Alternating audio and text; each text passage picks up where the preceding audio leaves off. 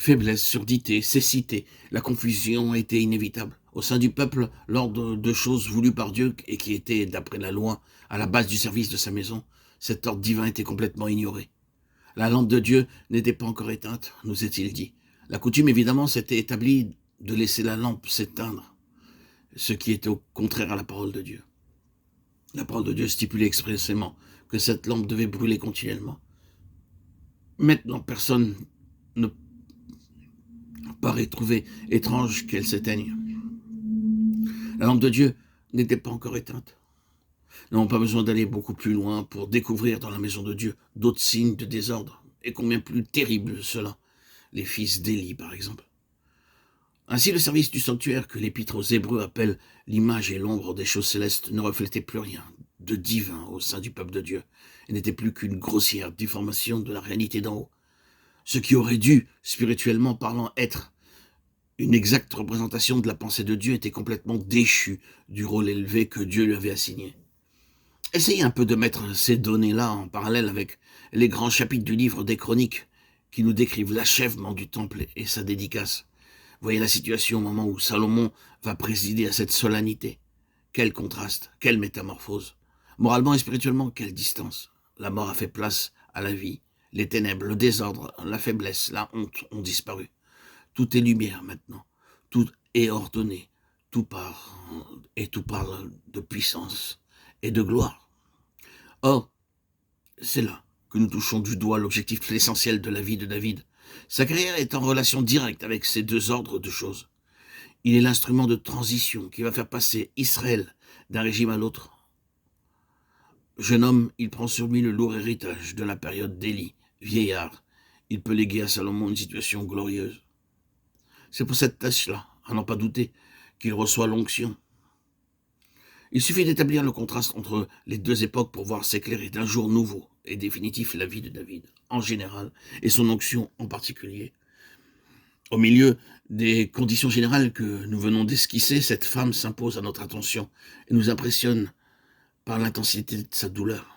Ce qui se passait dans son cœur, l'histoire l'a enregistré, les textes l'ont fixé. Ce n'était pas simplement la nature en elle qui protestait. Il y avait quelque chose de plus que cela. Son mari avait deux femmes, c'est vrai, et l'autre avait des enfants tandis qu'elle-même n'en avait pas. Mais quelles que soient les apparences, la cause de son angoisse n'est pas tout entière là. Si son état naturel est pour une part dans sa souffrance, il n'est pas tout, il y a autre chose. Il n'est pas douteux pour moi, et je n'ai aucune hésitation à dire que cette profonde affliction est motivée chez Anne, non pas tellement par son état physique, que par la situation dans laquelle se trouve le témoignage de Dieu. Comment j'en viens à cette conclusion? Par le simple examen des faits. Voici une femme qui, sur le plan naturel, est incapable d'avoir des enfants. Et lorsque, en réponse à la prière par un acte de Dieu, le plus grand désir de sa vie est satisfait, il se passe plusieurs choses étonnantes. D'abord, il nous est dit qu'elle sevrera son enfant. Nous lisons à propos de Sarah dans la Genèse, lorsque l'enfant fut sevré. Mais il est précisé ici que Anne sevra son enfant. Et la façon dont la chose est mentionnée trahit de la part d'Anne une détermination de se séparer de lui. Du reste, c'est ce qu'elle fait. Aussitôt après l'avoir sevré, elle le prend, le conduit à la maison de l'Éternel et le laisse là. Comment s'expliquer une telle manière de faire si cette femme a désiré cet enfant pour sa propre satisfaction? Les pensées et les sentiments qui sont naturels au cœur de la femme et de la mère s'insurgent contre la manière de faire d'Anne, à moins qu'il y ait tout au fond de son cœur un mobile capable d'imposer silence aux voix de la nature.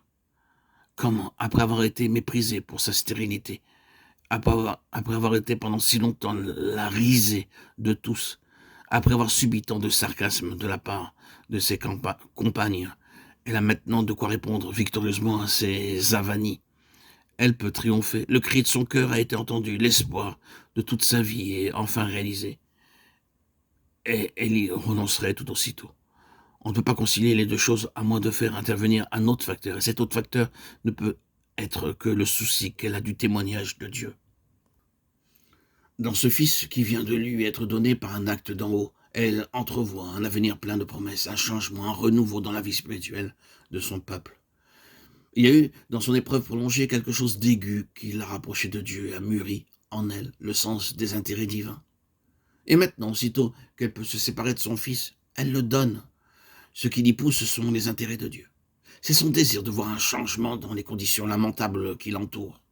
Ses pensées gravitent non pas autour d'elle-même, de sa propre satisfaction, de la joie qu'elle a de se sentir si largement dédommagée de ses souffrances. Non, sa grande préoccupation, c'est le témoignage du Seigneur. Ah, si nous en tenons aux principes spirituels qui sont à l'arrière-plan du récit, nous pouvons dire que la stérilité d'Anne représente une intense, une douloureuse inquiétude pour la cause de Dieu, pour ses intérêts, pour son témoignage, pour l'état spirituel de son peuple. Inquiétude sans issue, puisqu'au point de vue naturel, la possibilité pour Anne de faire quoi que ce soit pour servir ses intérêts paraît tout à fait exclue. Étrange situation. Oui, vous vous en rendez compte, quelques-uns d'entre vous qui m'écoutez, auditeurs, auditrices, tout au moins, vous saisissez, vous réalisez que Dieu a peut-être les yeux sur nous pour nous charger, à notre tour, frères et sœurs, de ce grand fardeau, ses intérêts et son témoignage.